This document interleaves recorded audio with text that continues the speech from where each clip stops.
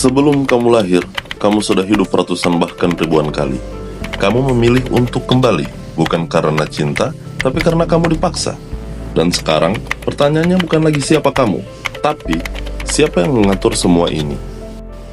Hari ini, kita akan membahas tentang teori konspirasi proyek reinkarnasi.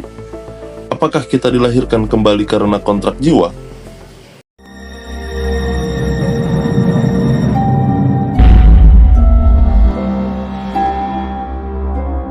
Selamat sehat untuk kita semua di sini.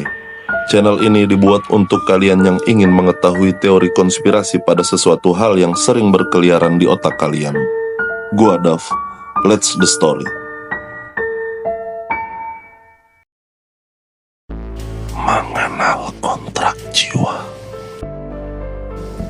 Di berbagai ajaran spiritual kuno, terdapat satu benang merah yang anehnya selalu muncul.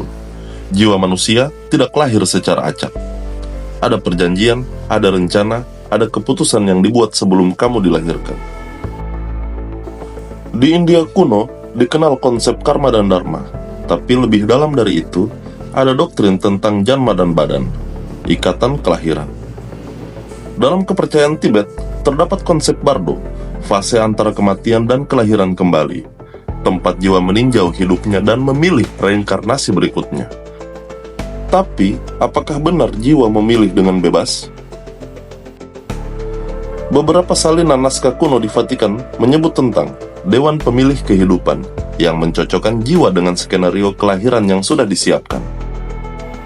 Dalam literatur New Age, banyak disebut bahwa setiap kita menandatangani kontrak jiwa berisi detail siapa orang tua kita, jenis trauma yang akan dialami, pelajaran hidup yang harus diserap, sampai kematian kita.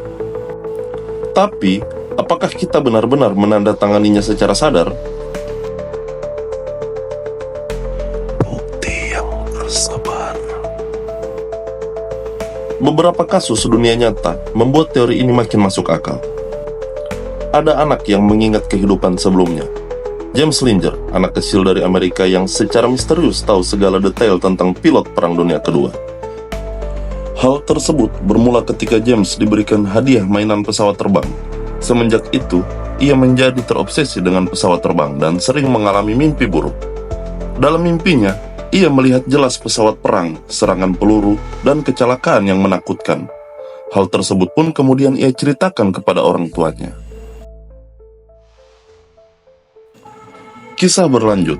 Saat berusia 3 tahun, ia menonton acara TV anak-anak soal pesawat. Tiba-tiba, ia memberitahu dengan jelas bagian pesawat, perawatannya, dan prosedur sebelum terbang dengan baik dan benar.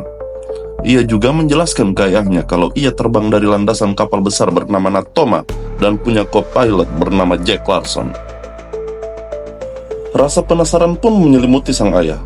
Ayah James kemudian mencari tahu mengenai kebenaran cerita dan mimpi yang dialami oleh James. Dan ternyata, ia menemukan fakta soal Natoma dan berhasil mencari keberadaan Jack yang ternyata masih hidup. Kemudian ia menceritakan kepada ayahnya kalau ia meninggal di Iwo Jima.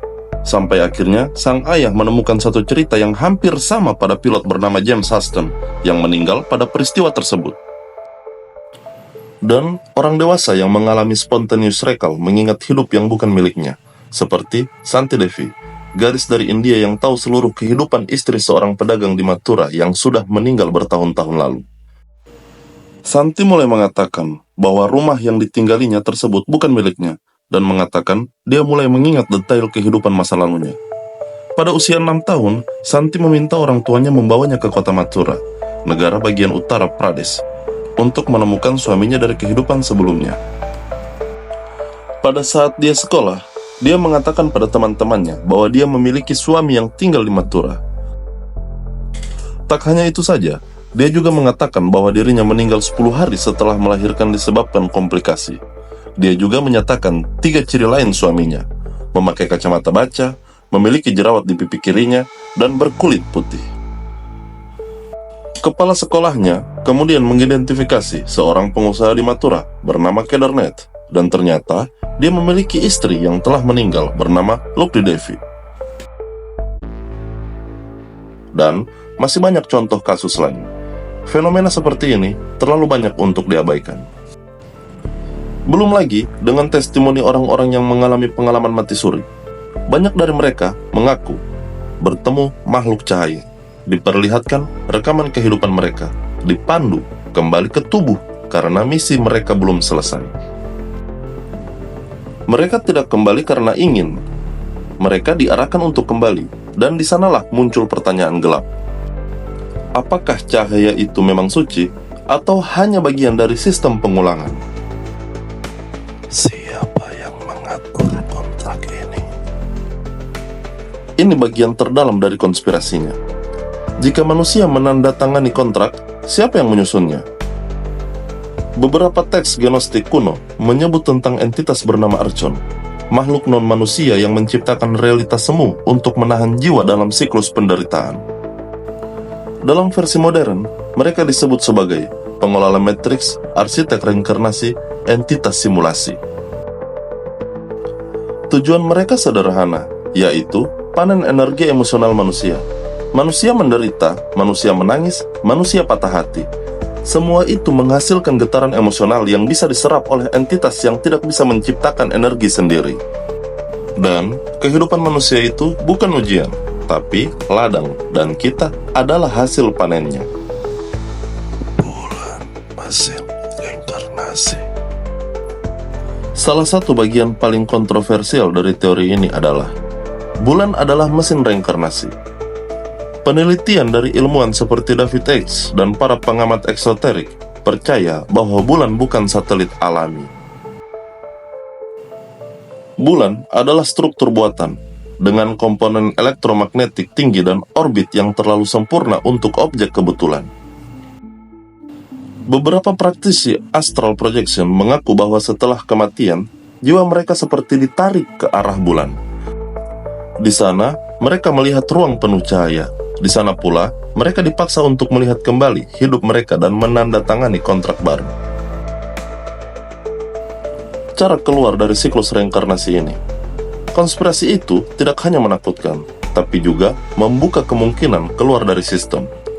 Banyak yang percaya bahwa salah satunya cara keluar dari siklus reinkarnasi ini adalah menolak cahaya terang saat mati, menyadari bahwa pemandu roh bisa jadi bukan entitas baik, memiliki kesadaran penuh saat proses kematian. Ada juga ajaran kuno yang menyebut, jangan mengikuti yang terang, karena yang terang bisa saja ilusi. Keluar dari sistem ini artinya keluar dari matriks spiritual. Tapi sangat sedikit yang berhasil. Mereka yang berhasil hilang dari sistem ini selamanya. Tidak pernah dilahirkan kembali, tidak bisa dikenali, dan tidak bisa dihubungi.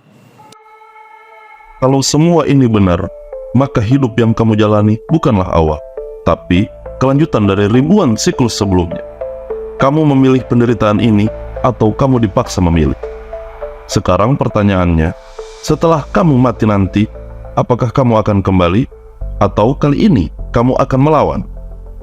Jangan lupa like, komen, dan subscribe untuk video konspirasi selanjutnya. Gua Dav, undur diri.